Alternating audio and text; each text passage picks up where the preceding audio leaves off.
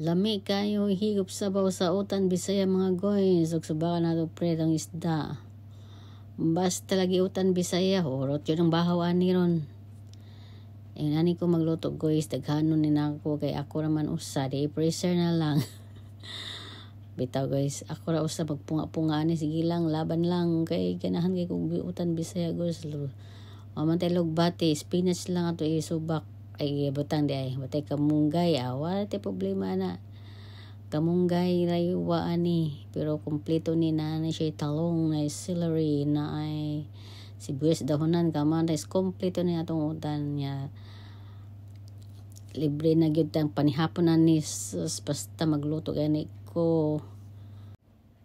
Tilawan unsay lasa zay lami kayo. Okay kayo. Manihapon na ta.